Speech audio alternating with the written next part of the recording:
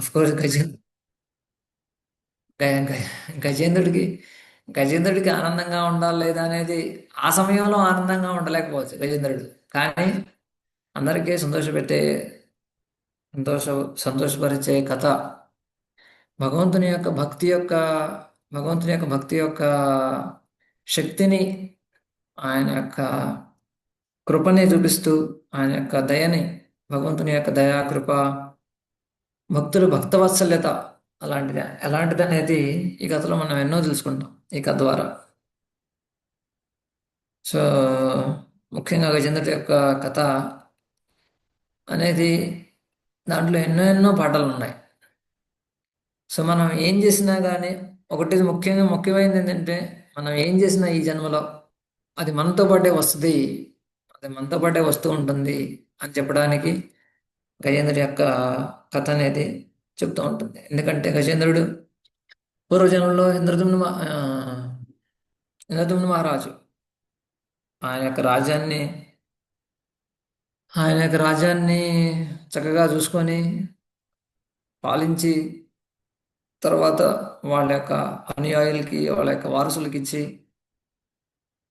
ఆయన అడవులకు వెళ్ళి అడవుల్లో తపస్సు చేసుకుంటూ ఉంటారు ఆయన.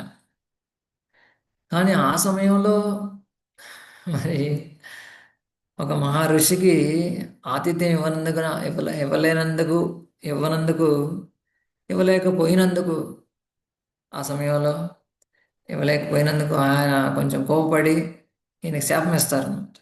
కానీ ఆ శాపం కూడా ఎలా మన జీవితంలో మనం ఎటువంటి పరిస్థితులు వచ్చినా కానీ మనం ఎలా ఉండాలనేది కూడా ఇంద్రద్యుమ్న మహారాజు గురించి మనం నేర్చుకోవచ్చు. అరే నేనే నా పని చూసుకుంటున్నాను, మధ్యలో ఈయన వచ్చి నాకు శాపం ఏమిటేంటి అని ఆయన కోపాడు ఆయన మీద, ఆ ముని మీద. అగస్త్య ఋషి ఆ, అయితే సో అక్కడ మనం ఏం నేర్చుకుంటున్నామంటే, ఇలా అనుకోని సంఘటనలు కూడా జరుగుతూ ఉంటాయి జీవితంలో.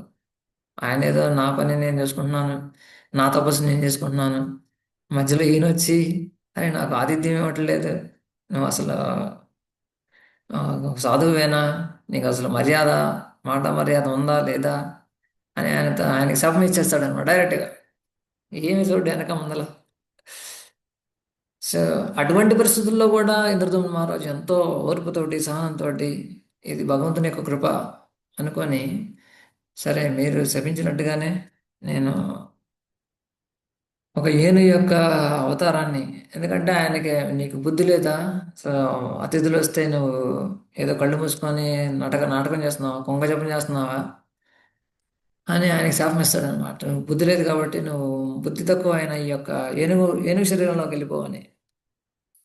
సో ఆ విధంగా ఇంద్రద్యుమ్న మహారాజు ఈ యొక్క ఏనుగు శరీరంలోకి మరి ఆ జన్మ తీసుకొని, అక్కడ మందర యొక్క పర్వతాల్లో, త్రికూట పర్వతాల్లో అక్కడ జన్మ తీసుకొని వాళ్ళ యొక్క పరివారం, ఆ కథ అంతా మనకి 8వ స్కందంలో మీరు విపులంగా విస్తారంగా చదువుతారు అక్కడ. కానీ ఈ రోజుకి మనం అక్కడ ఏం జరిగిందనేది 2 శ్లోకాల్లో చూద్దాం.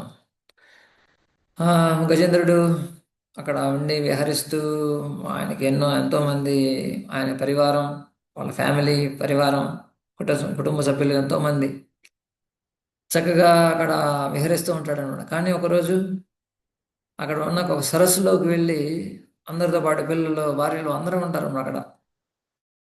అందరూ చక్కగా ఆనందంగా స్నానం చేస్తూ ఉంటారు. సో కానీ అదే సమయంలో ఏం జరిగిందనేది ఇక్కడ ఈ 2 శ్లోకాలు చెప్పారు. సో నేను మీకు తెలుగు చూపిస్తా అయితే. అంతఃసరస్యురుబలేన పదే గృహీతో గ్రాహేణ యూథపతిరంబుజహస్త ఆర్త आहेदमादिपुरुषाखिललोकनाथ తీర్థశ్రవణమంగళనామధేయ. అక్కడ ఏం జరిగింది అనేది ఇక్కడ చెప్తున్నారు. అంతఃసరసి, సరస్సు, ఆ సరస్సులో, అంతఃసరస్సు అంటే ఆ సరస్సులో ఏమైంది, ఆ సరస్సులో ఏముంది అక్కడ? అంతఃసరస్సు ఉరుబలేన, ఎంతో దృఢమైన దృఢమైన బలంతో పదే గృహీతో మా యొక్క గ్రాహీణ గ్రాహీణ అంటే ముసలి. ఆ ముసలి పదే గృహీతో అంటే ఆ యొక్క గజేంద్రుడి యొక్క కాలుని గట్టిగా పట్టుకుందనమాట. ఉరుబలేన ఎంతో గట్టిగా గ్రాహీణ ఆ యొక్క ముసలి ముసలి ద్వారా మరి ముసలి ద్వారా ఎప్పుడైతే ఈ గజేంద్రుడు అంటే యూతపది అంటే గజేంద్రుడు. ఎప్పుడైతే ఈ గజేంద్రుడి యొక్క కాలుని ముసలి అనేది ఎంతో గట్టిగా పట్టుకుందో ఆ సమయంలో ఏమైంది? అంబుజహస్త ఆర్త. అప్పుడు ఆర్త ఆర్తనాదం. మనం తెలుగులో కూడా ఏమిరా ఆర్తనాదాలు ఇస్తున్నావు ఏంటిరా అంటా అంటారు. ఆర్తనాదం అంటే ఆ యొక్క స్థితిలో, ఆ యొక్క విషమ స్థితిలో, మరి ఎటువంటి సహాయం లేని స్థితిలో అది ఆర్తనాదం. సో ప్రాణం పోయే సమయం ఆర్తనాదం. సో హస్త ఆర్త. ఆ సమయంలో ఆర్తనాదంతో అంబుజ హస్త, ఆయన యొక్క హస్తం. ఆయన యొక్క హస్తం అంటే గజేంద్రుడి యొక్క హస్తం అంటే తొండం. అంబుజ. అంబుజ అంటే ఏదైతే నీళ్ళలో పుట్టేదో అది అంబుజ. సో అది తామర పుష్పం. అంబుజ హస్తార్త. సో ఈ యొక్క తామర పుష్పాన్ని ఆయన యొక్క తొండంతో తీసుకొని ఆర్తనాదంతో ఆ, ఏం చేసింది? ఆహేదమాది పురుష అఖిల లోకనాథ. ఆహేదం అంటే గట్టిగా ఆర్తనాదం తీసింది. ఆర్తనాదం ప్రార్థన చేసింది. ఆహేదం అంటే ఉమ్, చెప్పటం, లేక ఇక్కడ ముఖ్యంగా అది విన్నవించుకోవటం, విన్నపం చేయటం, ప్రార్థన చేయటం, ఆ, సో నివేదన చేయటం. సో ఆ విధంగా ఇంకా గజేంద్రుడు యూతపది ఆ యొక్క సమయంలో ఆర్తనాదంతో ఏమన్నాడు? ఆదిపురుష అఖిల లోకనాథ. ఆయన యొక్క నామాన్ని ఎంతో ప్రేమతోటి, ఎంతో ఆర్తనాదంతో, ఎంతో మరి నిస్సహాయ స్థితిలో ఆయన భగవంతుణ్ణి పిలుస్తూ ఉన్నాడు ఇక్కడ. ఆహేదం ఆదిపురుష అఖిల లోకనాథ. సో ఈ పేర్లన్నీ భగవంతుడి పేర్లు. సో తీర్థశ్రవ శ్రవణమంగళ నామధేయ. తీర్థశ్రవ అంటే తీర్థం. తీర్థం అంటే ఎంతో పుణ్యమైన ప్రదేశం. తీర్థశ్రవ అంటే ఆయన యొక్క కథలు అనేవి ఎంతో వినదగినవి. As famous as a place of pilgrimage. అంటే పుణ్యస్థలం. తీర్థయాత్రలు అంటే పుణ్యస్థలాలకు వెళ్ళి అక్కడ పుణ్య కార్యక్రమాలు చేసుకోవటం అనేవి తీర్థం యొక్క అర్థం. తీర్థశ్రవ అంటే as famous as a place of pilgrimage. ఆయన ఎంతో కీర్తి పొందినవాడు. ఎలాగైతే తీర్థానికి ఎంతో ప్రాముఖ్యత ఉంటుందో ఆయన కూడా అంతే ప్రాముఖ్యం ఉంటుంది భగవంతునికి కూడా. సో ఆయన పేరు తీర్థశ్రవ అంటే ఎంతో ముఖ్యమైన తీర్థం లాంటి వాడు ఆయన. శ్రవణ మంగళ నామధేయ. All good. సో శ్రవణ మంగళ. సో శ్రవణ మంగళం అంటే మంగళం. మనకి మంగళం అంటే తెలుసు, మంగళ కార్యం అంటే ఎంతో మంచి పని. శ్రవణ మంగళ. భగవంతుని యొక్క నామం వింటేనే ఎంతో పవిత్రమైంది, మంగళకార్యం మంగళమైంది, శుభప్రదమైంది అన్నట్టుగా. తీర్థశ్రవ శ్రవణ మంగళ నామధేయ. సో నామధేయ అంటే వర్త్ హీరింగ్. ఆ యొక్క భగవంతుని యొక్క నామం అనేది వినదగింది, వినవలసింది, ఖచ్చితంగా వినవలసింది. సో అటువంటి ఆ సమయంలో భగవంతుని యొక్క నామాన్ని ఇక్కడ సాక్షా సాక్షాత్ ఐ మీన్ భగవంతుని యొక్క నామాన్ని ఇక్కడ ఆయన నేరుగా చెప్పలా. ఆ గజేంద్రుడు కూడా భగవంతుడు ఎవరు అనేది ఖచ్చితంగా ఇక్కడ ఆయనకు తెలియట్లా. కానీ ఆయనకైతే అన్నీ తెలుసు. పురుష అఖిల లోకనాథ, ఆది పురుషుడు అని తెలుసు, అఖిల లోకనాథుడు అని తెలుసు. కానీ ఆయన పేరు మాత్రం ఈయనకి ఆ సమయంలో గుర్తు రావట్లేదు. కానీ అందరి దేవతల కన్నా మించిన వాడు, ఇలాంటి పదాలతోటే ఇక్కడ గజేంద్రుడు పిలుస్తూ ఉన్నాడు భగవంతుణ్ణి. సో అందరి దేవతలు కూడా అక్కడ వింటూ ఉన్నారు ఏం చేస్తున్నాడు ఈ గజేంద్రుడు అని. గజేంద్రుడు మమ్మల్ని అయితే పిలవట్లేదే, ఎందుకంటే మేము ఆది పురుషులం కాదు, మేము అఖిలలోక నాథులం కాదు, మాకైతే చిన్న చిన్న లోకాలు ఉన్నాయి, దానికే నాథులం మేము. అఖిలలోక నాథుడు కేవలం భగవంతుడు నారాయణుడే. సో మమ్మల్ని పిలవట్లేదని దేవతలు కూడా అక్కడ రాలేదన్నమాట ఆయన రక్షించడానికి. సో అప్పుడు భగవంతుడు ఆ యొక్క ఆర్తనాదం, భగవంతుడు ఆ యొక్క ప్రార్థనలు విని అక్కడికి వస్తారనమాట భగవంతుడు. అది తర్వాత శ్లోకంలో చూద్దాం. ఇక్కడ ప్రభుపాద వారు ఏం చెప్తున్నారు, రెండు విషయాలు చూసుకొని మనం ముందరకు వెళ్దాం. ద లీడర్ ఆఫ్ ఎలిఫెంట్స్, గజేంద్రుడు, whose leg was attacked in a river by crocodile of superior strength. ఎవరి యొక్క పాదాన్ని ఈ యొక్క మొసలి ఎంతో దృఢంగా బలంగా పట్టుకుందో, ఆ యొక్క గజేంద్రుడు ఎంతో తీవ్రంగా ఆర్తనాదంతో పిలుస్తూ ఉన్నాడు, ఎంతో చింతిస్తూ ఉన్నాడు అక్కడ. Taking a lotus flower in strong, ఆ యొక్క తామర పుష్పాన్ని ఆయన యొక్క తొండంతో తీసుకొని బ్లెస్సింగ్ ద లార్డ్, భగవంతుణ్ణి స్మరిస్తూ ఉన్నాడు, భగవంతుణ్ణి పిలుస్తూ ఉన్నాడు అక్కడ. O original enjoyer, O lord of the universe, అఖిల లోకనాథ, ఆది పురుష, అఖిల లోకనాథ, O deliverer, as famous as a place of pilgrimage. All are purified simply by hearing your holy name which is worth to be chanted.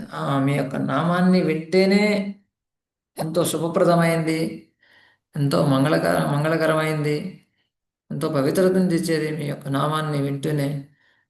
అది నామాన్ని ఎంతో శ్రద్ధతోటి, ప్రేమతోటి చెప్పబడింది, చెప్పవలసింది కూడా, రెండు కూడా చెప్పదగింది, మనం చెప్పడానికి అర్హత పొందింది, which is worthy to be chanted. చెప్పబడాల్సింది, తప్పనిసరిగా మనం చెప్తూ ఉండాలి నామాన్ని, మనం అనుకుంటూ ఉండాలి, స్మరిస్తూ ఉండాలి ఆ యొక్క నామాన్ని. ఇక్కడ చెప్తున్నారు ఇక్కడ ప్రభుపాదుల వారు ఏమన్నా ఇక్కడ గజేంద్రుడి యొక్క గజేంద్రుడి యొక్క కథని మనం 8వ స్కందంలో చదువుతామని చెప్తున్నారు ఇక్కడ. 8th canto we'll read. So since Lord is absolute, there is no difference between the holy name and the personality of Godhead. అంటే భగవంతుని యొక్క నామానికి ఎటువంటి వ్యత్యాసం లేదు అని ప్రభుపాదుల వారు శాస్త్రాల ద్వారా చెప్తున్నారు ఇక్కడ. ఎలాగైతే మన ప్రపంచంలో, భౌతిక ప్రపంచంలో ఒక పేరుకి ఆ వస్తువుకి ఎంతో తేడా ఉంటుంది. ఇప్పుడు కోర్స్ ఇప్పుడైతే ఎండాకాలం అయిపోయింది, ఇప్పుడు కూడా కొంచెం మామిడికాయలు వస్తూ ఉన్నాయి. నేను ఇప్పుడు ఉదాహరణకి నేను మామిడికాయ అన్నాను అనుకోండి, మామిడి పండు మామిడి పండు అనే పేరు మామిడి పండుకి వేరుగా ఉంటుంది ఈ ప్రపంచంలో. ఆ పేరు వేరు, ఆ వస్తువు వేరు. సో ఎలాగైతే మంచినీళ్ళు, నేను మంచినీళ్ళు అని అనుకోండి, నా దప్పికి తీరదు, ఎందుకంటే మంచినీళ్ళు వేరే ఉంటుంది, మంచినీళ్ళు పేరు వేరు, ఆ నీళ్లు వేరు. కానీ ఆధ్యాత్మిక ప్రపంచంలో ముఖ్యంగా భగవంతుని యొక్క విషయాల్లో భగవంతుని యొక్క నామానికి భగవంతునికి వ్యత్యాసమే లేదు. నామమే భగవంతుడు, భగవంతుడే నామం. సో ఆ విధమైన భౌతికమైన వ్యత్యాసం లేదు అని చెప్తున్నారు ఇక్కడ. అది ఆధ్యాత్మికమైన విషయాలకే, ముఖ్యంగా భౌతిక విషయాలకే ఆ పేరుకి మరి వస్తువుకి ఎంతో తేడా ఉంటుంది. కానీ భగవంతుని యొక్క నామానికి, భగవంతుని యొక్క అసలు వ్యక్తిత్వానికి రెండు ఒకటే. అది మనకు ఇప్పుడిప్పుడే మనం అర్థం చేసుకోవడం కష్టం. ఈ యొక్క బద్ధావస్థలో భగవంతుని యొక్క నామానికి, భగవంతుని యొక్క స్వరూపానికి తేడా లేదు అనే విషయాన్ని మనం కనీసం ఇప్పుడు తెలుసుకొని, మనం ఎప్పుడైతే మనం శ్రద్ధతోటి మనం నామాన్ని జపం చేస్తూ ఉంటామో, మనం ఆధ్యాత్మిక అభివృద్ధి చెందుతూ ఉన్నప్పుడు మెల్లమెల్లగా ఆ యొక్క విషయం, ఇది భగవంతుని యొక్క నామానికి, భగవంతుని యొక్క స్వరూపానికి తేడా ఏమీ లేదు అనే విషయానికి మనం ఆ సాక్షాత్కారం అనేది ఎంతో ఉన్నతమైన స్థాయి. సో కానీ అదైతే మాత్రం ఆ నామంలోనే భగవంతుడు, నామమే భగవంతుడు, భగవంతుడే నామంలో ఉన్నారు ఖచ్చితంగా. సో అది చెప్తున్నారు గోపాల్ వారు ఇక్కడ. సో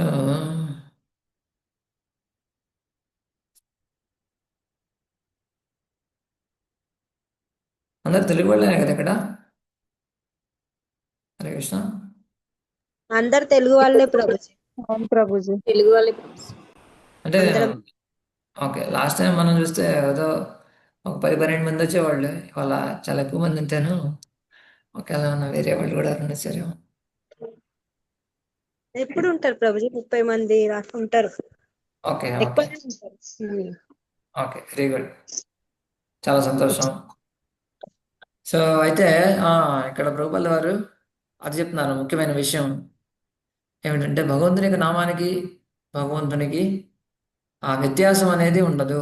ఆధ్యాత్మిక విషయాలకి ముఖ్యంగా ఆ వ్యత్యాసం అనేది లేదు. అది మనం సాక్షాత్కరించుకోవాలి. మెల్లమెల్లగా మనం జపం చేస్తూ రోజు చక్కగా మరి జపం చేసేటప్పుడు కూడా మనం ఎన్నోసార్లు చెప్పుకున్నాం. జపం చేసేటప్పుడు కూడా జపం అనేది మనకి ఒక మూల స్తంభం లాంటిది భక్తికి.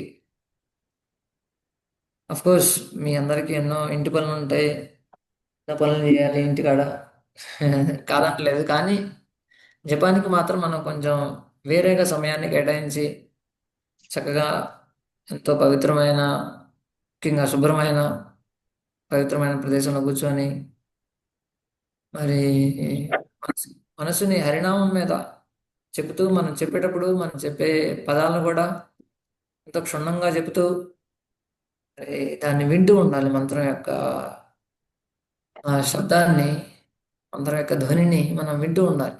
అప్పుడే మనలో మన యొక్క మనసుని శుద్ధం చేయగలం. ఎన్నోసార్లు మనం జపం చేస్తూ ఉంటాం, అటు ఇటు చూస్తూ ఉంటాం, లేకపోతే అటు ఇటు ఏదో ఒకటి చేస్తూ ఉంటాం. ఒకటి వేరే పని చేస్తూ ఉంటూ కూడా జపం చేసుకుంటాం. అది కరెక్టే, అది కూడా చేయొచ్చు.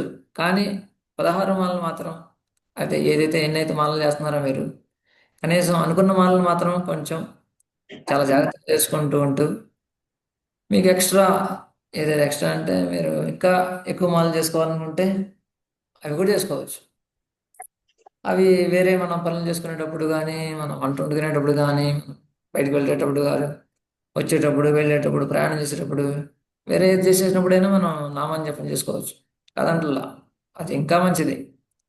కానీ అనుకున్న మాలను మాత్రం మనం చక్కగా స్పష్టంగా చెప్తూ ఏ, క్షుణ్ణంగా వింటూ, అప్పుడే మన యొక్క హరినామం యొక్క ప్రభావాన్ని మన జీవితంలో మనం చూడవచ్చు. సో అప్పుడు మనం ఈ యొక్క స్థాయికి రావచ్చు. No difference between his holy name and the personal level. భగవంతునికి భగవంతుని యొక్క నామానికి వ్యత్యాసమే లేదు అనే విషయానికి మనం సాక్షాత్కారానికి మనం మనం రావచ్చు. అని రావాలి కూడా. ఆ ప్రయత్నాన్ని మనం చేస్తూ ఉండాలి మెల్లిమెల్లిగా. ఉమ్. ఎలాగంటే నిద్రపోతూ జపించడం, నిద్రపోతూ భగవంతుడిని స్మరించడం అనేది ఎంతో ఉన్నతమైన స్థాయి. అది తప్పనిసరిగా చేసుకోవచ్చు, అవునా కదా? Chanting while sleeping is okay, but sleeping while chanting is not okay. మనం నిద్రపోతూ జపం చేసుకోవడం అనేది చేయొచ్చు, అంటే ఇది చేయొచ్చు, అది కూడా ఎంతో ఉన్నతమైన స్థాయి. అది వస్తే ఇంకా మనం జీవితం అనేది సార్థకం అయిపోయినట్టే లెక్క. ఇతరులు కూడా మనం జపం చేస్తున్నట్టు. కానీ జపం చేసేటప్పుడు మాత్రం నిద్రపోకూడదు. నిద్రపోయేటప్పుడు జపం చేసుకోవచ్చు, కాదంటలా. కానీ జపం చేసేటప్పుడు మాత్రం నిద్రపోకూడదు. So that's how we need to practice. అలాగే మనం ఈ యొక్క మనం జపం అనేది మనం సాధన చేస్తూ ఉండాలి. నామ సాధన, నామస్మరణ. సో ఈ యొక్క నామస్మరణ, నామ సాధన అనేది మనం ఎంతో ముఖ్యంగా మూల స్తంభంగా మనం అర్థం చేసుకోవాలి భక్తికి. ఉమ్. ఆ మంత్రం జపం చేసేటప్పుడు కూడా ఇది భగవంతుని యొక్క నామం అనేది మనకు గుర్తుండాలి. ఒకప్పుడు మళ్ళీ మెల్లిమెల్లిగా చేస్తున్నప్పుడు మొదటి కొన్ని మాలలు మాత్రం బాగానే ఉంటాయి. తర్వాత తర్వాత అన్ని ఏదో ఒకటి ఆలోచిస్తూ ఉంటాం. అది మనం ఇది భగవంతుడి నామమేనా అనేది కూడా గుర్తుండటం కష్టం. తర్వాత సంగతే, అది భగవంతుడికి ఏమి ప్రార్థన చేస్తున్నాం, ఏం చెప్తున్నాం ఈ జపం ద్వారా, మంత్రం యొక్క అర్థం ఏంటి అనేది కూడా మనం మెల్లిమెల్లిగా అర్థం చేసుకుంటూ ఆ యొక్క అర్థాన్ని మనం స్మరిస్తూ ఉండాలి జపం చేసేటప్పుడు. హే కృష్ణ, మీ యొక్క సేవలో మీ సేవలో నన్ను వినియోగించండి, మీ యొక్క సేవలో నన్ను నియోగించండి. సో ఆ విధంగా భగవంతుని ప్రార్థన చేస్తూ ఉంటాం. సేవ కోసం మనం ప్రార్థిస్తూ ఉంటాం భగవంతుని యొక్క నామం జపం చేసేటప్పుడు. ఆ,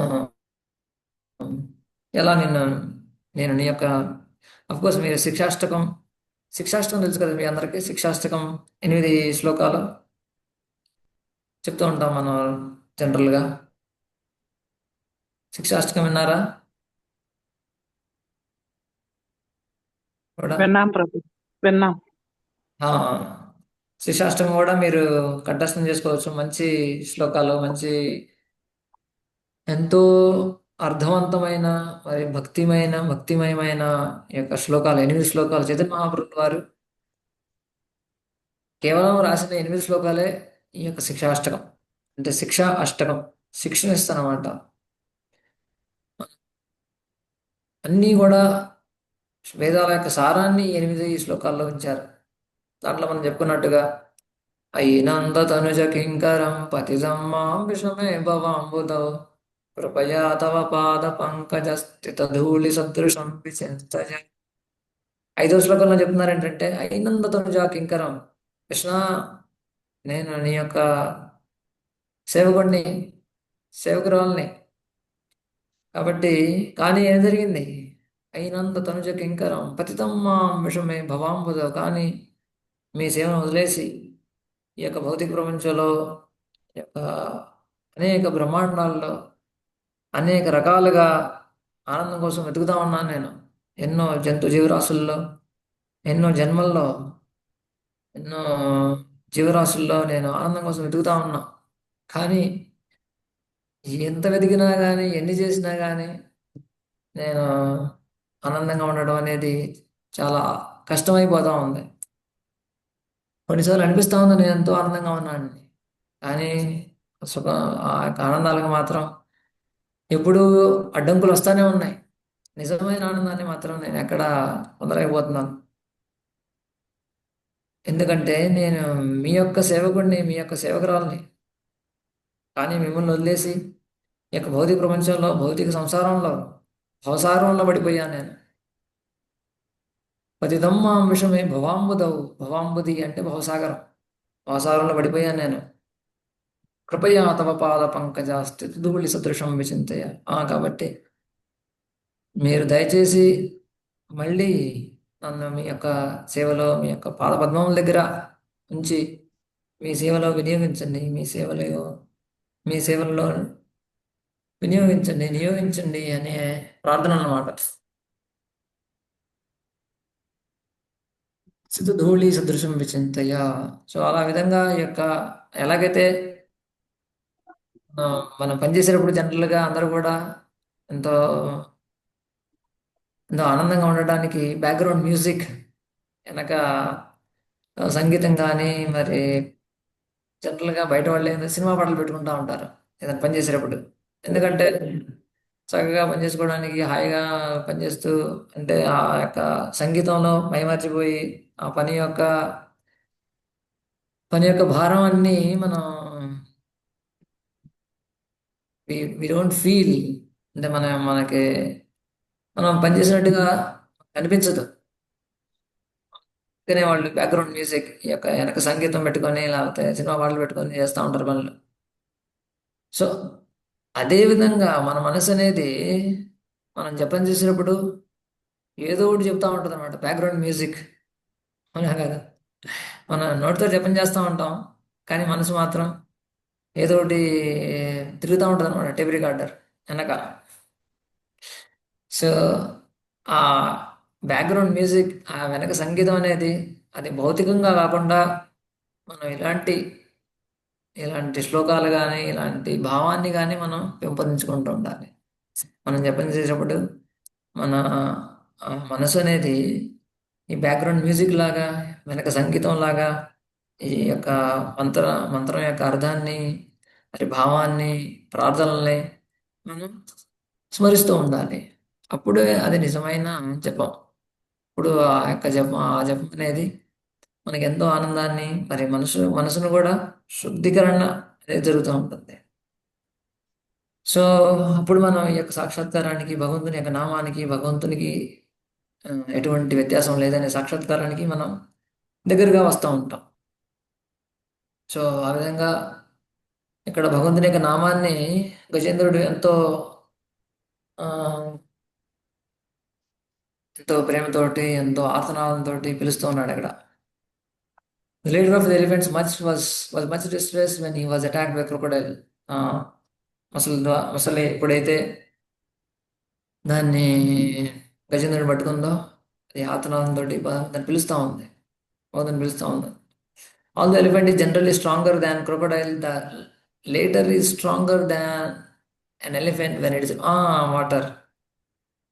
ఏనుగు అనేది భూమి మీద ఎంతో బలంగా ఉంటుంది, కానీ మొసలు అనేది నీళ్లలో బలవంతమైన జంతువు. కానీ ఏనుగు నీళ్ళలోకి వెళ్ళింది అనుకోండి, ఏనుగు ఎంత ఏనుగు ఎంత బలమైనా కానీ భూమి మీద అది ఒకసారి నీళ్ళలోకి వెళ్ళిందంటే దాని బలం తగ్గిపోతూ ఉంటుంది. కానీ మొసలు అనేది నీళ్ళల్లో చాలా బలవంతమైంది, అది బయటకు వస్తే దాని బలం అంతా తగ్గిపోతూ ఉంటుంది. సో ఇక్కడ ప్రభుత్వ వారు చెప్తున్నారు ఏంటంటే, ఎందుకంటే ఏనుగు నీళ్ళలో ఉంది కాబట్టి దాని బలం తగ్గిపోతూ ఉంది. మొసలి నీళ్ళలోనే ఉండి ఈ ఏనుగుని పట్టుకుంది కాబట్టి దానికి ఇంకా రోజు రోజుకి బలం పెరుగుతూ ఉందన్నమాట. ఇలా 1000 సంవత్సరాలు అక్కడ యుద్ధం జరుగుతూ ఉంది రెండింటి మధ్య. But because the elephant had been a great devotee of Lord in his previous birth, he was able to chant the holy name of the Lord by the dint of past good deeds. చేసుకున్న యొక్క పుణ్యం వల్ల, భక్తి పుణ్యం, ఆయన హరే కృష్ణ మీట్లో ఉండాలి. ఎవరు?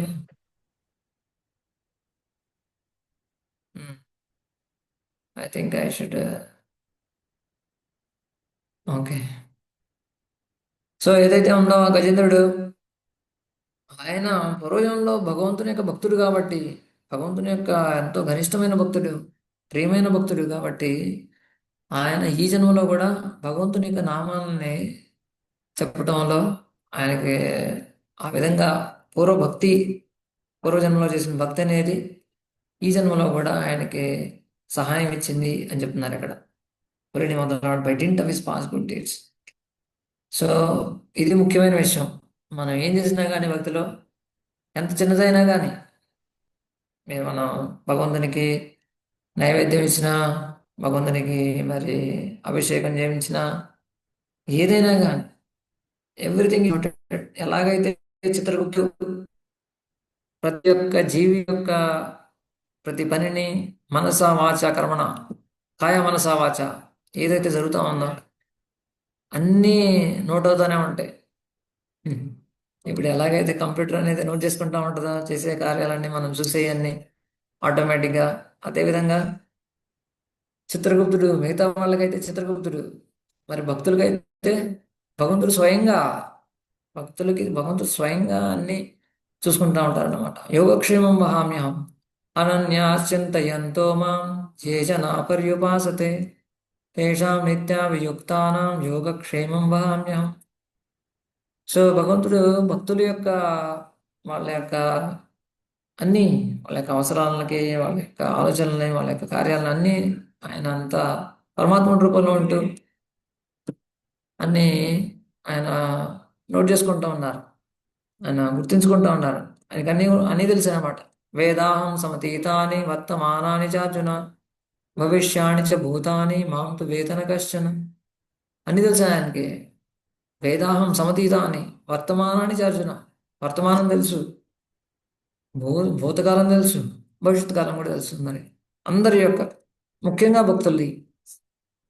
సో కాబట్టి మనం రోజు రోజు మనం భక్తిలో ముందరికి వెళ్ళడానికి ప్రయత్నం చేస్తూ భగవంతుని యొక్క నామస్మరణని హృదయపూర్వకంగా, ప్రేమపూర్వకంగా స్మరిస్తూ, సో ఆ విధంగా మన యొక్క జీవితాన్ని భక్తిమయం చేసుకుంటూ మరి మనం కూడా ఆనందంగా ఉండి మన కుటుంబం, కుటుంబపరంగా మన పిల్లలకు కూడా చెప్తూ, సో మన జీవితాన్ని సార్థకం చేసుకోవాలి అనే ప్రభుపాదుల వారు ఇక్కడ మనకు చెప్తూ ఉన్నారు.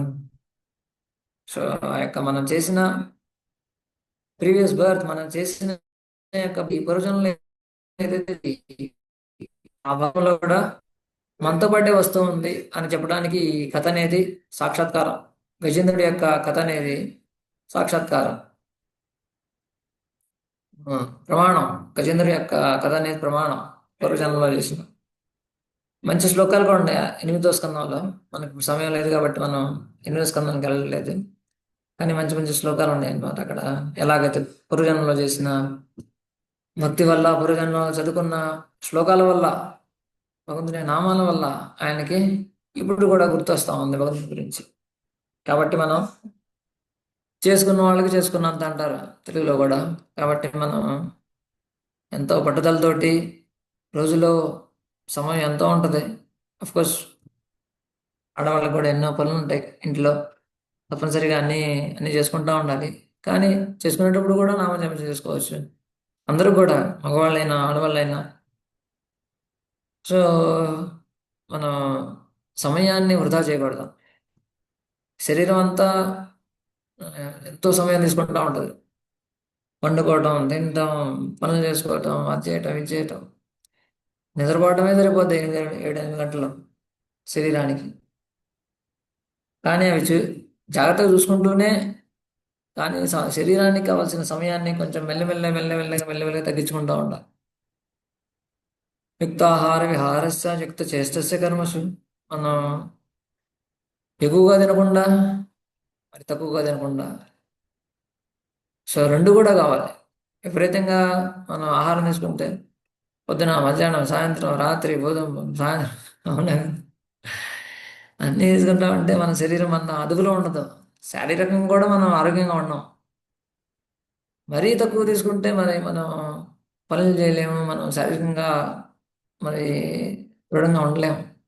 కాబట్టి మన శరీరానికి, ఆత్మనికి ప్రభువులో చెప్తారేంటంటే, ఆత్మకి శరీరానికి రెండిటికి సమన్వయంగా ఉంచుకోవడానికి ఎంతైతే మనం ఆహారం తీసుకోవాలో అంతే తీసుకుంటూ, మరి రోజులో మరి భగవంతుని యొక్క సేవల్లో, భగవంతుని యొక్క నామజపంలో మరి చదువుకుంటూ భగవద్గీత అధ్యయనాన్ని, మరి నామాభ్యాసాన్ని రెండు కూడా మనం చేసుకుంటూ ఉంటూ మన సమయాన్ని ఎంతో సద్వినియోగం చేసుకోవాలి ఈ యొక్క మనుష్య జన్మలో.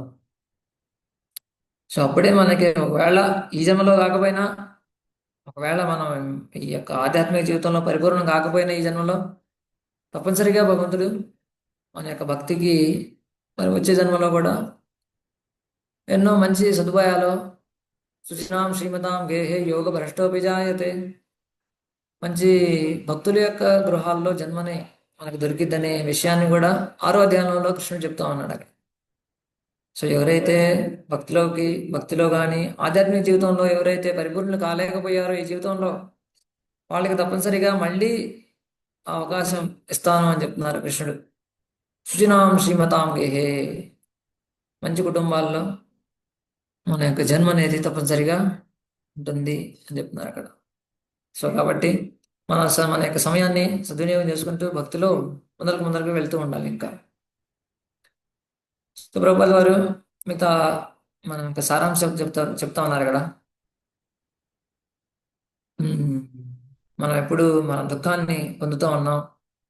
So but one who is supported by these past good deeds engages himself in devotion to the lord as confirmed in భగవద్గీతలో చెప్పినట్టుగా, మనం ఎప్పుడైతే మంచి పనులు చేస్తామో,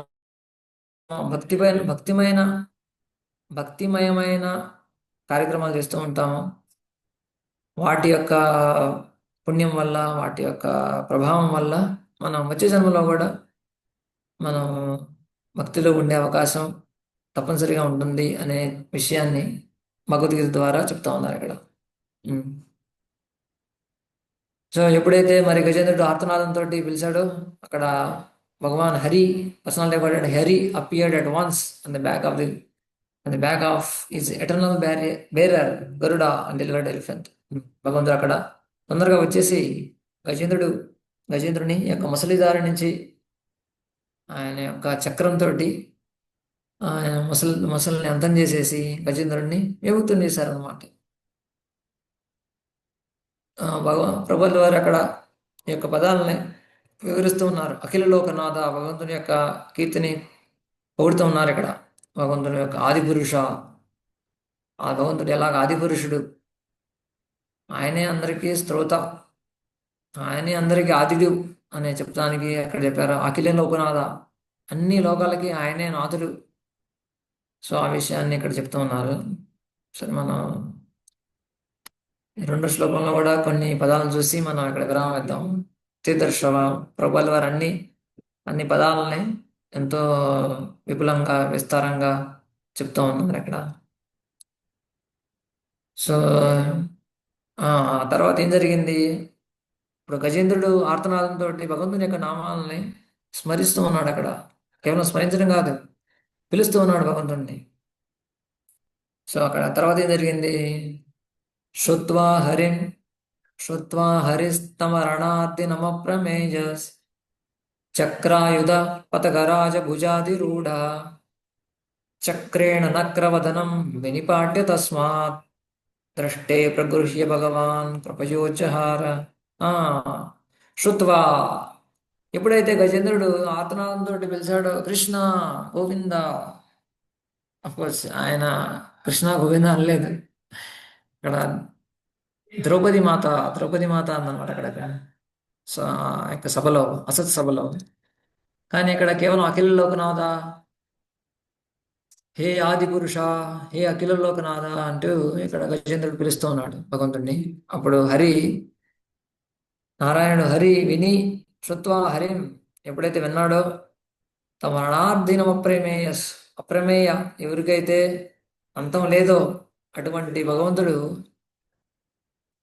చక్రాయుధ పతకరాజ భుజాధిరూఢ, భుజాధిరూఢ, ఆయన ఆ, ఆ, ఆయన భుజం మీద ఆరుఢై, ఎవరి భుజాల మీద? పతకరాజ. పతకరాజుడు అంటే గజేంద్రుడు, సారీ, పతకరాజుడు అంటే గరుడ. పతకరాజ అంటే గరుడ, పక్షుల్లో రాజుడు పతకరాజ. కాబట్టి ఆయన గరుడ. గరుడిని ఏమంటారు? వేరే పేరే ఉన్నా గరుడికి తెలుగులో మీరేమన్నా ఉన్నారా? గరుత్మంతుడు అంటారు అంతే ప్రభుజీ. గరుత్మంతుడు, కరెక్ట్ కరెక్ట్ కరెక్ట్. మన తెలుగులో గరుత్మంతుడు అంటారు, కరెక్ట్. గరుడు అనేది కొంచెం వేరే పదం. గరుత్మంతుడు కరెక్ట్. గరుడాళ్వారు అని కూడా అంటారు ప్రభుజీ. కరెక్ట్. గరుడాళ్వారు. తమిళనాడు వైపు గరుడ ఆళ్వారు అంటారు, గరుడ ఆళ్వారు. అవును, అవును. మన తెలుగులో ముఖ్యంగా గరుత్మంతుడు అంటారు. సో గరుత్మంతుడు పతకరాజుడు.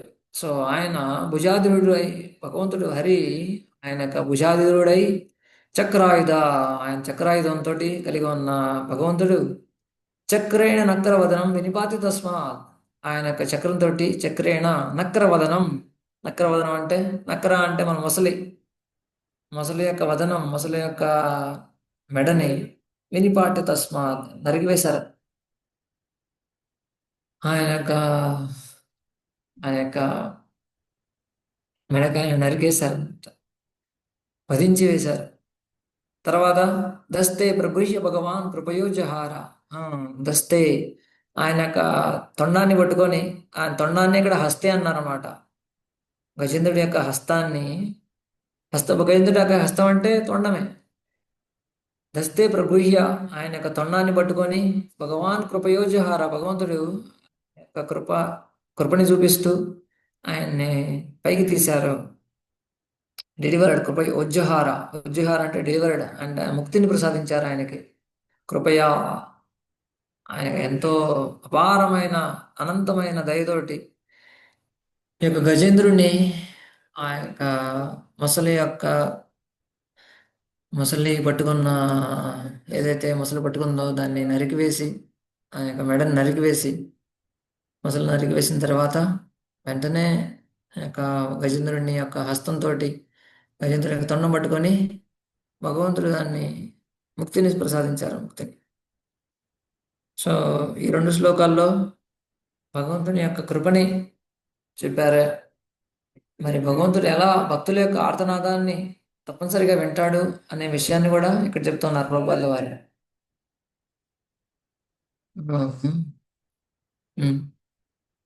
సో ప్రశ్న ఇక్కడ ప్రభుపాదుల వారు ఒక ప్రశ్న చెప్తారు, దాన్ని మనం చూసి మనం ఇక్కడ విరామిద్దాం. Since this is the situation, how was it possible for the prayers of elephant to be heard from such an unlimitedly distant place? And how could the Lord at once appear on the spot? ఎంతో మంది యోగులు, మరి శాస్త్రజ్ఞులు, మరి యొక్క ఎన్నో గ్రహాలకు వెళ్ళడానికి ఎంతో ప్రయత్నం చేస్తూ ఉన్నారు. ఈ గ్రహం వెళ్దాం, ఆ గ్రహం వెళ్ళడానికి గ్రహం అంటే ఈ యొక్క ఆ, బుధుడు, శుక్రుడు ఇలాంటి గ్రహాలకి, మరి చంద్రగ్రహం ఇలాంటి గ్రహాలకు వెళ్ళడానికి వీళ్ళందరూ సైంటిస్టులు, మరి శాస్త్రవేత్తలు, యోగులు, మరి జ్ఞానులు అందరూ ప్రయత్నం చేసి ఎంతో ఎంతో కష్టంతో వాళ్ళు వెళ్ళడానికి ప్రయత్నం చేస్తున్నారు. అటువంటి వాళ్ళకి సాధ్యం కావట్లా బయటికి వెళ్ళడానికి. ఆ వైకుంఠలోకం వెళ్ళడానికి వీళ్ళందరూ ప్రయత్నం చేస్తూ ఉన్నారు. వైకుంఠలోకమే కాదు, మిగతా లోకాలకు కూడా వెళ్ళడానికి ప్రయత్నం చేస్తూ ఉన్నారు. కానీ మరి గజేంద్రుడికి ఇక్కడి నుంచి పిలిస్తే ఎలా వినిపించింది భగవంతుడికి అనే ప్రశ్న రావచ్చు. వాళ్ళందరూ ఎంతో కష్టించి, ఎంతో శ్రమించి, ఎన్నో వేల సంవత్సరాలు తపస్సులు చేసి వాళ్ళే వెళ్ళలేకపోతున్నారే. మరి గజేంద్రుడు కేవలం ఇక్కడి నుంచి పిలిస్తేనే మరి వైకుంఠంలో భగవంతుడు ఎలా వచ్చేసారు, ఎలా వినపడింది ఆయనకి అనే ప్రశ్న రావచ్చు అని ప్రభువుల వారు అడుగుతున్నారు ఇక్కడ. How is it possible for prayers of elephant to be heard? ఎలా వినిపించింది ఆయనకి అనే ప్రశ్నకి ప్రభువుల వారు ఏం చెప్తున్నారు? These things cannot be calculated by human imagination. మానవ యొక్క ఊహాత్మకి ఇది ఎంతో ఉన్నతమైంది, ఇది అర్థం కాని విషయం. All this is possible by the unlimited power of the lord. భగవంతుని యొక్క అత్యున్నతమైన శక్తికి, భగవంతుని యొక్క అనంతమైన శక్తికి ఇదే సాధ్యమవుతుంది. ఆయన యొక్క అచింత శక్తి ద్వారా ఇది సాధ్యమవుతుంది అని చెప్తున్నారు ఇక్కడ. సో అందుకనే ఆయనకి ఈ పేరు అప్రమేయ. అప్రమేయుడు అంటే ఆయనకి అంతమే లేదు, అనంతమైన శక్తి గలవాడు, అత్యంతమైన శక్తి, అనంతమైన శక్తి గలవాడు. కాబట్టి భగవంతుడికి అన్ని తెలుస్తూ ఉంటాయి అని చెప్తున్నారు ఇక్కడ. సో మనకు అర్థం కాని విషయం ఇవన్నీ, ఎలా ఇది సాధ్యం అనేది మనకు అర్థం కాదు. కానీ అందుకే ప్రభువులు చెప్తున్నారు, best human brain can estimate his powers and potencies by mathematical calculations. ఎవరు కూడా ఈ యొక్క కేవలం మనస్సు బుద్ధి, మన మనసు బుద్ధి అహంకారాలతోటి మనం అర్థం చేసుకోలేము ఎలా విన్నాడు భగవంతుడు అనేది. కానీ ఆయన అచింత శక్తి ద్వారా ఆయన అర్థం చేసుకోగలడు కూడా. The lord can hear from such a distant place, he can eat from there and he can appear simultaneously in all places at a moment's notice. ప్రభుత్వం ఏం చెప్తున్నారంటే, భగవంతుడు ఎంత దూరమైనా భగవంతుడు వినిపించగలడు. ఎంత దూరం నుంచైనా ఆయన మన నైవేద్యాన్ని స్వీకరించగలడు. ఆయన ఒక్క నిమిషంలోనే అన్ని ప్రదేశాల్లో కూడా ఆయన యొక్క అస్తిత్వాన్ని ఆయన చూపించగలడు. That is this omnipotence of the lord. అదే ఆయన యొక్క అచింతమైన శక్తి, భగవంతుని యొక్క అచింతమైన శక్తి అని చెప్తున్నారు ఇక్కడ. కాబట్టి మనకి ఎటువంటి సందేహం ఉండాల్సిన అవసరం లేదు. భగవంతుడు మనం చేసే ప్రార్థనలు, మనం చేసే ఆలోచనలు, మనం చేసే కోరికలు కానీ భగవంతుడు మన పరమాత్మ రూపంలో ఉంటానే ఉన్నాడు మన యొక్క హృదయంలో. కాబట్టి తప్పనిసరిగా భగవంతుడు మనం ఎప్పుడైతే భక్తి చేస్తూ ఉంటామో తప్పనిసరిగా భగవంతుడు అర్థం చేసుకొని భగవంతుడి యొక్క కృపని మనం పొందవచ్చు అని చెప్తున్నారు ఇక్కడ.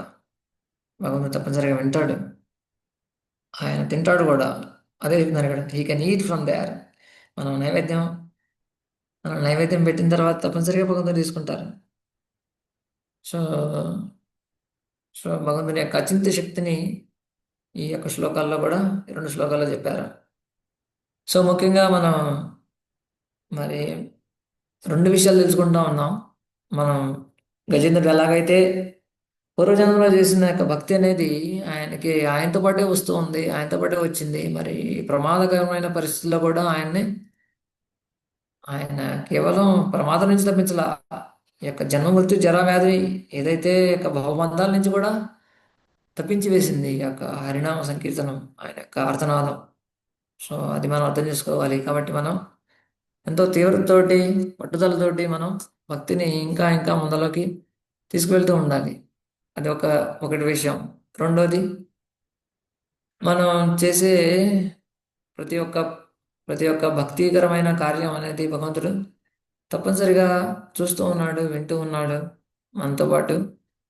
ఆ, మనతో పాటే ఉన్నాడు, మనం అది అర్థం చేసుకోవాలి.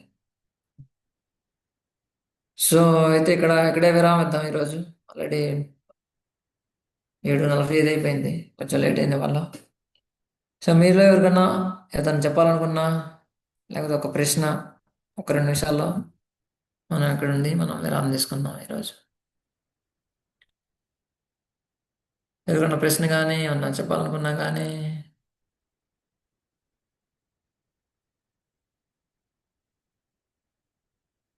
మనం చర్చించిన విషయాల్లో హరే కృష్ణ. ఎవరికైనా ప్రశ్నలు ఉంటే అడగండి ప్రభుజీ గారిని. చేసిన మీ హరే వాదన కృష్ణ బాగా ప్రభుజీ, దండవత్ ప్రణామ్. చేస్తాం. అడగండి అండి త్రివేణి మాతాజీ. ప్రభుజీ, ఇప్పుడు మనకు ఏదన్నా ఇంట్లో పూజలు ఏమన్నా చేసుకుంటాం కదా ప్రభుజీ, ఆ రోజు ఏకాదశి ఉంటే మనం ఏం చేసుడు ప్రభుజీ?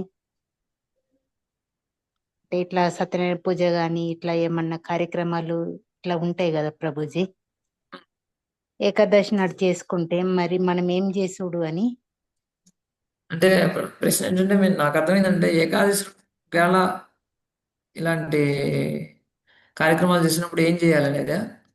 ప్రభుజీ, ఏకాదశి నాడు ఇప్పుడు మనం ఏదైనా పూజ చేసుకుంటున్నాం ప్రభుజీ, మనకి ఏకాదశి ఉన్నది, అప్పుడు ఓకే. మనము దాని ప్రసాదము తీసుకునుడా లేకపోతే ఏకాదశిని పాటించుడా? మనం ఏకాదశి పాటిస్తాము. ఆ ప్రసాదం అనేది రేపటికి తీసుకోవచ్చు, రేపటికి పెట్టుకోవచ్చు. జనరల్గా ప్రసాదం అనేది పాడవదు. ఫలప్రసాదం అయితే మనం, ఒకవేళ మీరు ఏకాదశి నిర్జల ఏకాదశి కాకపోతే ఆ ఏకాదశి పాటించడం అనేది ఎంతోమంది ఎన్నో విధాలుగా చేస్తూ ఉంటారు. కొంతమంది నిర్జల నీళ్లు కూడా లేకుండా, కొంతమంది సజల నీళ్లతోటి, కొంతమంది సఫల ఫలహారంతో. సో ఆ విధంగా ఎంతోమంది వాళ్ళ యొక్క శక్తిని అనుసారం, వాళ్ళ యొక్క శారీరక శక్తి, మానసిక శక్తిని అనుసారం చేస్తూ ఉంటారు. ఒకవేళ మనం ఆ నైవేద్యం అనేది, జంటలకు భగవంతుడి నైవేద్యం అనేది మనం ధాన్యంతో చేస్తూ ఉంటాం.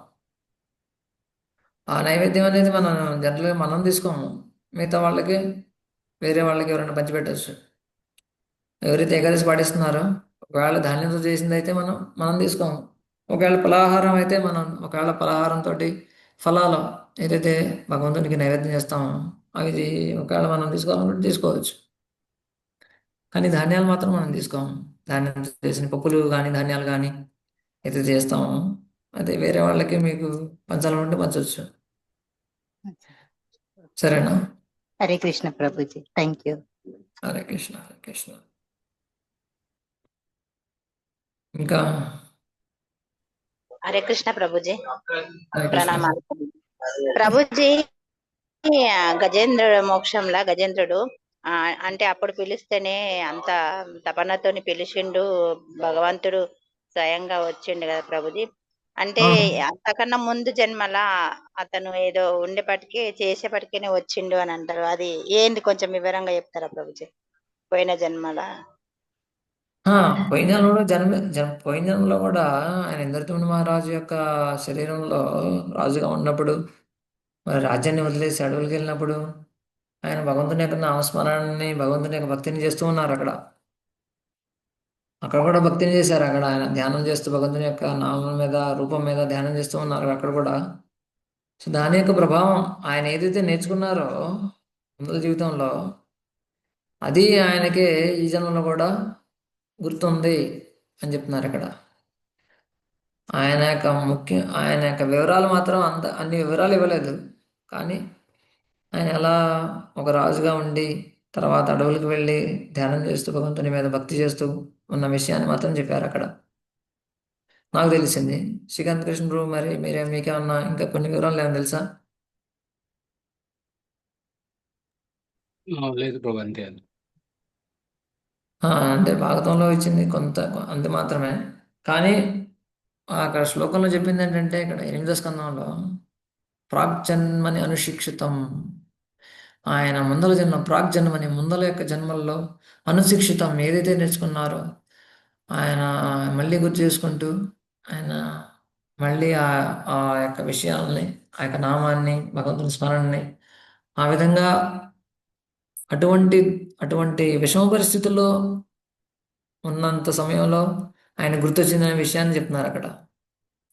జనరల్గా అన్నీ మన జీవితంలో అన్నీ సక్రమంగా జరుగుతూ ఉంటే భగవంతుని మనం గుర్తు చేసుకోవడం చాలా అరుదు. అవునా కదా? కొంచెం కష్టం వస్తేనే కృష్ణ భగవంతుడా అంటా ఉంటాం. కొంచెం కష్టం వస్తేనే మనకి తెలుస్తూ ఉంటుంది. అందుకనే అప్పుడప్పుడు మరి మరి పాండవుల్లో కూడా మరి కుంతి మహారాణి కూడా అలా ప్రార్థన చేస్తూ ఉంది. కృష్ణ మేము కష్టాలు ఉంటేనే మిమ్మల్ని గుర్తు చేసుకుంటా ఉంటాం, కాబట్టి నా కష్టాలు ఇస్తూనే ఉండు అనే ప్రార్థనల్ని కుంతి మహారాణి మనం ప్రార్థనలో చూస్తాం. కోర్స్ మనం అటువంటి ప్రార్థన చేయడం అనేది మనకు కొంచెం కష్టతరమైన విషయం. అందరం కూడా సుఖం కోసం కోరుకుంటూ ఉంటాం భగవంతుడిని, అవునా కదా? కానీ కష్టాల కోసం ప్రార్థించడం అంటే అది ఎంతో ఉన్నతమైన స్థాయి. మనం ప్రార్థన చేయలేం కూడా.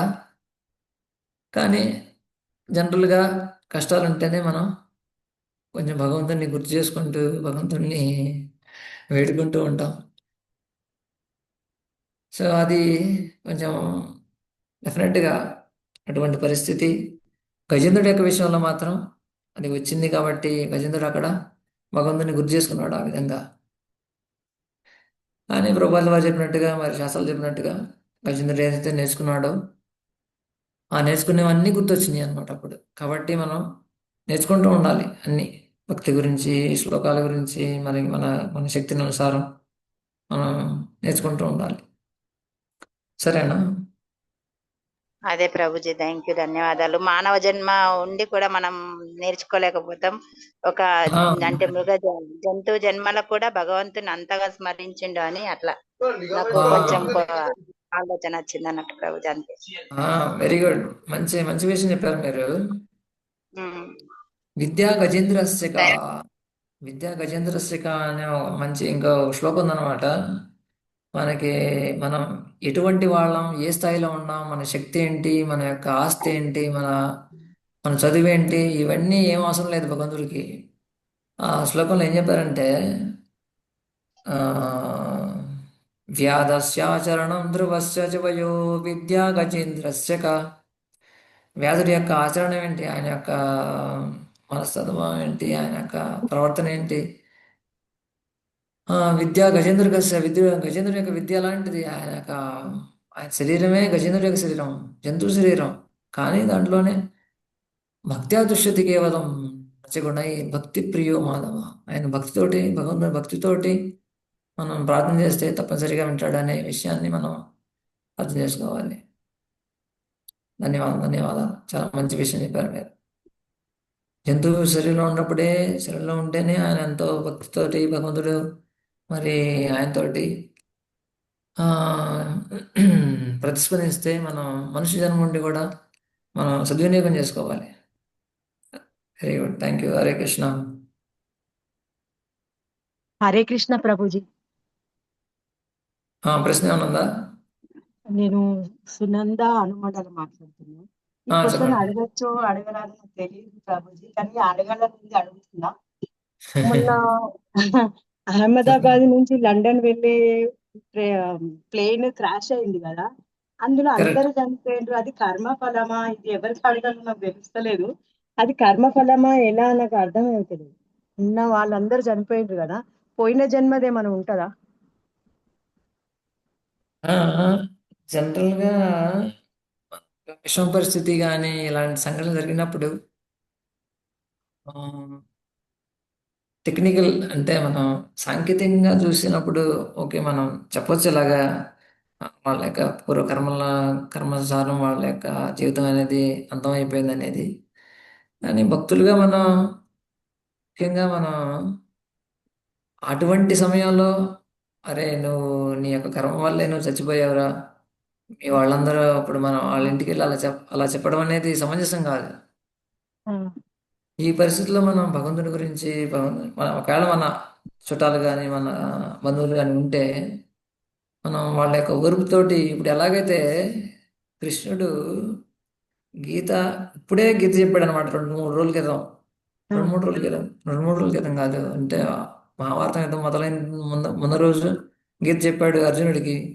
అది ఇంకా అభిమన్యుడు చచ్చిపోయింది 8వ రోజు 9వ రోజు చచ్చిపోతాడు అనమాట అభిమన్యుడు. అభిమన్యుడు అర్జునుడు కొడుకు. మరి అభిమన్యుడు చచ్చిపోయిన తర్వాత యుద్ధంలో అర్జునుడు ఎంత ఏడుస్తూ ఉన్నాడు అక్కడ. ఏడుపు అనమాట అర్జునుడిది. అయితే కృష్ణుడు వచ్చి, ఏం అర్జున, ఏమి ఈ యొక్క సంగతి, అసలు విన్నావా లేదా గీత, నేను చెప్పానా లేదా? అభిమన్యుడు శరీరం కాదు ఆత్మ అని చెప్పానా లేదా 2వ అధ్యాయంలో అని కృష్ణుడేమి అర్జునుడు తిట్లా. అర్జునుడికి చెప్తా ఉన్నాడు అనమాట, అరే ఇలాంటి విషయాలన్నీ జరుగుతూ ఉంటాయి జీవితంలో. మీరు ఇటువంటి సమయంలోనే మనం ఎంతో ఆత్మస్థైర్యంతో ఉండాలి అనే ఓర్పుతోటి ఎంతో అర్జునుడిని అక్కడ కృష్ణుడు అక్కడ ఓదారుస్తూ ఉన్నాడు అనమాట అర్జునుడిని. అక్కడేమి తిడతా అక్కడికి వెళ్ళి కృష్ణుడు అర్జునుడు తిట్లా, ఏమి స్టూడెంట్ రా నువ్వు, ఏమి తెలుసుకున్నావా లేదా, ఏమి ఆయన శరీరం కాదు ఆత్మ, అది కూడా చెప్పలే, అది కూడా మర్చిపోయావు, ఇప్పుడే చెప్పాను నేను వారం ముందల అని తిట్లా, అవునా కాదా? సో మనం పరిస్థితిని బట్టి మనం అక్కడ ఎటువంటి మనం మన యొక్క ప్రవర్తన అనేది, మన యొక్క సంభాషణ అనేది చాలా జాగ్రత్తగా ఉండాలి. బట్ సాంకేతికంగా టెక్నికల్గా మనం అర్థం చేసుకుంటే అది వాళ్ళకి కర్మ ద్వారానే అవుతూ ఉంటాయి అన్నీ ఏ జరిగినా కానీ ఎటువంటి సమయంలో ఏం చెప్పాలనేది మనం చాలా జాగ్రత్తగా ఉండాలి. మనం భగవంతుడి గురించి చెప్తూ మళ్ళీ వాళ్ళని ఓదారుస్తూ మన జీవితంలో ముందరికి వెళ్ళాలి, ఏం చేయాలి ఈ పరిస్థితిలో అనేది మనం వాళ్ళని ఓదార్పునిస్తూ వాళ్ళకి సహాయాన్ని ఇస్తూ తగినంతగా మనం సహాయం చేస్తూ ఉండాలి. సరేనా? ధన్యవాదాలు ప్రభుజీ. కానీ జరిగేది అన్నీ మనం ఒక రకంగా చెప్పుకోవాలంటే జరిగేవన్నీ మన యొక్క కర్మల అనుసారమే అన్ని జరుగుతూ ఉంటాయి. మన కర్మానుసారం అది ఒక్కళ్ళ కర్మ, అది అందరి కర్మ అనేది అది ఎలా వస్తుంది అనేది అది కేవలం భగవంతుడికి తెలుసు. అది ఒక తుఫాన్ వచ్చి అన్ని ఊర్లు అన్నీ తీసుకెళ్ళిపోతాయా, కరోనా వచ్చి తీసుకెళ్ళిపోయిద్దా, లేకపోతే అది ఒక ఒక భూకంపం వచ్చి తీసుకెళ్ళిపోయి, హరే కృష్ణ, అది భూకంపం వచ్చి తీసుకెళ్ళిపోయిద్దా, అది ఎలా అందరిని ఎంతమంది తీసుకెళ్ళిపోయిద్ది, ఇలాంటివన్నీ మనకి ఊహకు అందని విషయాలు ఇవన్నీ. కానీ జరిగేవన్నీ భగవంతుని యొక్క ఆధీనంలో, భగవంతుని యొక్క ఆధ్వర్యంలో అన్నీ జరుగుతూ ఉన్నాయి. వాళ్ళ యొక్క కర్మలానుసారం ఇవన్నీ జరుగుతూ ఉంటాయి. సరేనా? కానీ మనం భక్తులుగా మనం చేయాల్సిన మన యొక్క ప్రతిస్పందన అనేది అటువంటి సమయంలో ఎంతో కర్కశంగా ఉండకూడదు, కఠినంగా ఉండకూడదు. మనం ఓదారుస్తూ ఉండాలి, మనం చెప్తూ ఉండాలి కూడా. మనం భగవద్గీత చెప్తూ ఉంటే దాని మీద దాని యొక్క ఆధారం మీద వాళ్ళని ఓదారుస్తూ ఉండాలి. అది కూడా చెప్తూ ఉండాలి, కానీ కఠినంగా ఉండకూడదు. సరేనా?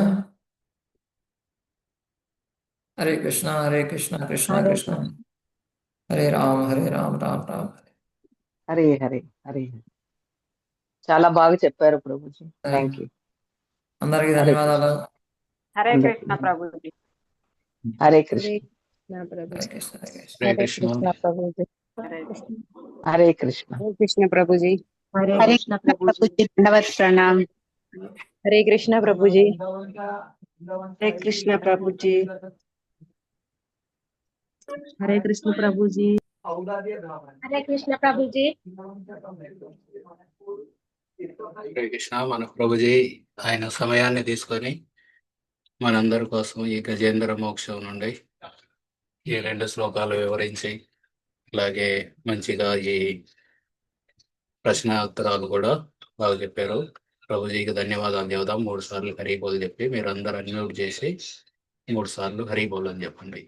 హరి బోల్ హరి బోల్ హరి బోల్ హరి బోల్ హరి హరి బోల్. బోల్ హరి ముందు ముందు కూడా ఉంటాం కేశవనేమాయ ప్రభు, ముందు ముందు కూడా మీ సంగతి మీద ఇవ్వండి. చాలా ధన్యవాదాలు మీరు హరే కృష్ణ హరే మీ కృష్ణ హరే కృష్ణ సంగతి ఇచ్చినందుకు. హరే కృష్ణ ధన్యవాదాలు.